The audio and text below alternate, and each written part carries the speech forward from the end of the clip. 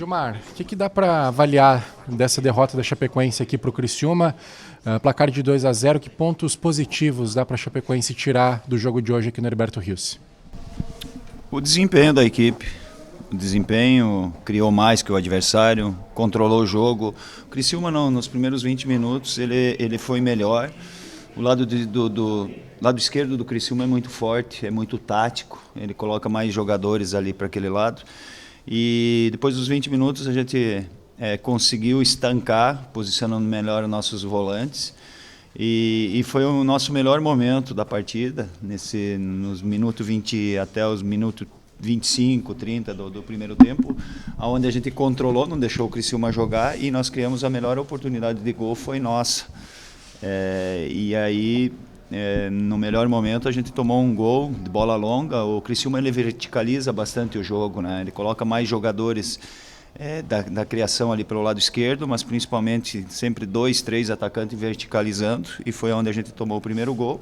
O primeiro tempo foi muito, muito equilibrado, com uma chance clara nossa e outra do Criciúma, e o Criciúma soube aproveitar. O segundo tempo foi totalmente dominado pela Chapecoense. Nós tivemos o controle do jogo, criamos várias oportunidades e a gente não teve a capacidade de fazer gol. Então a diferença foi essa.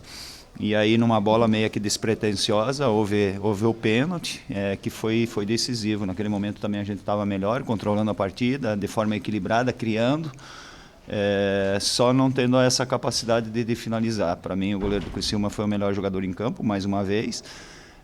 E o futebol, o Muricy falava, né, o futebol ele pune, né? Então o lado positivo foi que nós criamos mais que o adversário, um adversário que está bastante tempo jogando junto. Tem um entrosamento, e esse entrosamento do Criciúma ele foi o diferencial da partida. Você falou muito do Cláudio Tencati, né? Elogiou durante a semana o trabalho dele, e isso então veio a demonstrar dentro de campo no jogo de hoje. Sim, é uma equipe equilibrada, está fazendo uma boa competição. Teve tempo de trabalho lá no início para montar um modelo de jogo, um conceito bem definido, né? Um 4-3-3 bem definido, independentemente de quem joga, um sistema bem definido. E a gente não conseguiu colocar em prática também aquilo que nós treinamos para tirar da pressão e verticalizar um pouquinho mais o jogo, principalmente no primeiro tempo. Mas é um trabalho belíssimo do Tencati, é um campeonato de regularidade que o Criciúma está fazendo. Gilmar, o que está faltando para a Chape conseguir vencer longe do torcedor? Gol. Nós tivemos desempenho no Londrina, melhor que o Londrina, hoje nós somos melhor que o adversário. Os números estão aí, mas tem que refletir números em gol, né? Tem que ser mais incisivo, tem que ser letal, e o futebol ele pune.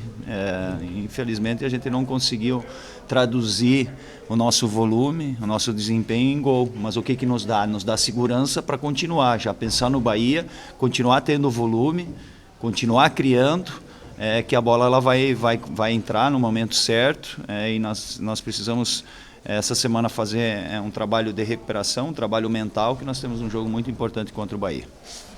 Raposo, se vencesse o Criciúma hoje aqui, a Chapecoense daria um salto na tabela, se aproximaria até do próprio Criciúma e se afastaria mais da zona de rebaixamento. Como não venceu, acabou ficando novamente lá perto. Se o CSA ganhar, fica até a mesma pontuação. O que dizer para o torcedor da Chapecoense em relação a acreditar, né? É possível no trabalho, confiar no trabalho para que possa realmente deixar a Chapecoense na Série B? Claro, continuando. Eu peguei o trabalho andando, e esse diferencial que a gente falou do Criciúma, porque tem trabalho de um ano, com mais de 2 meses de trabalho preparando a equipe, o Criciúma. Eu tenho 20 dias fazendo um belo trabalho com resultado e produzindo. A nossa equipe está jogando bem. E isso que o torcedor está vendo. Todo mundo está vendo que está produzindo. Em algum momento vai acontecer a vitória, em algum momento nós vamos ter uma sequência de 2 vitórias. Nós temos que acreditar muito no desempenho da equipe. Então eu já falei no vestiário, continua tendo desempenho numa reta final muito difícil de campeonato, mas eu estou muito confiante por aquilo que está. Eu ia ficar muito preocupado se não estivesse jogando, que não tivesse tido desempenho, lapidar fazer alguns ajustes, fazer um grande jogo contra o Bahia e ter um melhor aproveitamento, transformar esses números em ser letal e fazer gol. Agora, Dalpozo, justamente sobre essa reta final do campeonato agora, né? A Chapecoense chega na reta final, né, flertando ali com a zona de rebaixamento, como disse aqui a pergunta anterior. Dependendo do resultado do CSA, pode inclusive colar que tu fizesse uma leitura dessa reta final aí, o que a Chapecoense pode conseguir nesse campeonato. Um cenário nada diferente em termos de pontuação quando eu cheguei na Chapecoense, muito parecido, como está agora. A diferença hoje que nos dá confiança, o bom futebol, essa é a esperança que o torcedor, essa é a esperança muito do técnico, né, de quem está acompanhando a Chapecoense, que a gente está jogando um futebol bom.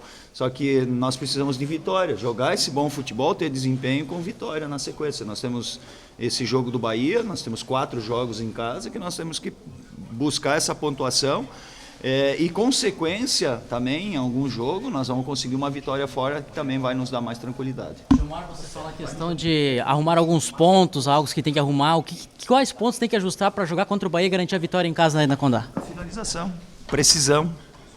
A precisão. Ali na cara do gol eu sempre falo que eles têm que ser Romário. Ser frio.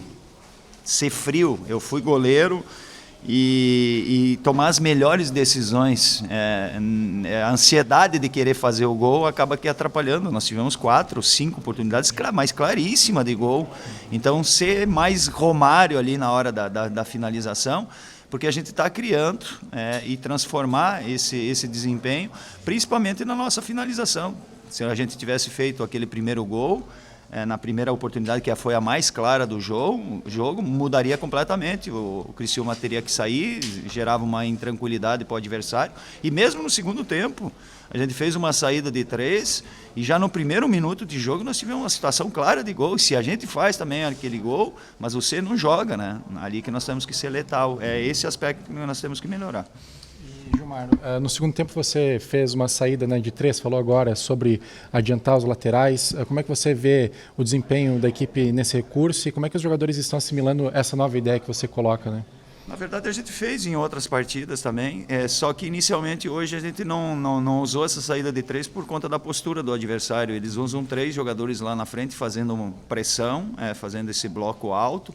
O que nós tínhamos planejado de tirar, jogar até o jogo apoiado de um lado e verticalizar do outro, era o lado oposto e a gente não conseguiu fazer isso. Aquilo que foi treinado, que eu estava com uma expectativa boa com a leitura, porque a gente já tinha enfrentado o adversário, vim jogar aqui com o Sport e o padrão do Criciúma é esse, então nós tínhamos que mudar de lado para dar sequência na jogada e a gente não conseguiu fazer. Aí no finalzinho do primeiro tempo o Tencati mudou por duas linhas de 4 na marcação. Quando ele mudou no intervalo eu também fiz essa saída de 3, foi aonde a gente dominou mais, trazendo o Pablo para trás, pisando na linha os nossos 2 alas, trazendo o Alisson e o Cris por dentro e centralizando o Marcelo Freitas. E aí a gente teve o controle do jogo. E mesmo depois, com as trocas, a entrada de outros jogadores, a gente manteve essa ideia e ela deu certo. A gente produziu só o acabamento final no último terço que a gente não teve a capacidade para definir a partida. Na questão das substituições, as últimas, por exemplo, como a questão do Luizinho que entrou, queria que você fizesse uma análise e uma avaliação para a gente sobre o desempenho dele e também qual foi a sua decisão, qual foi a decisão tomada no momento para poder colocar ele na partida. Quando deu 2-0, tem alguns jogadores que eles já estão desgastados. No caso do Tomás, estava muito bem na partida. E nós temos uma sequência no campeonato. O próprio Cris, ele sentiu no intervalo e aí a gente conseguiu levar ele até 10 minutos. E nós temos que ter esse cuidado para não perder jogadores importantes na sequência. Quando o Ramos tomou o cartão amarelo, eu pensei até em tirar ele, porque ele estava com cartão amarelo. Eu só disse, Ramos, concentra no jogo, não toma no outro, porque você não vai expulso. E aí o Frazão está com 2 cartões amarelos. E o Frazão ele fez bastante faltas técnicas no jogo, e ele estava muito próximo de tomar o terceiro. Então as trocas, elas foram por conta disso, pensando até na sequência do campeonato, e precisando de ganhar, né? Daí eu baixei o Pablo com o zagueiro, entrou o Darlão ali, entrou bem também. Então a ideia inicial ela foi essa. E o Luizinho, um jogador agudo lá para ter a jogada individual também, mas principalmente preservando esses 2, 3 jogadores aí para a sequência do campeonato. A questão é ela física e também de cartão também.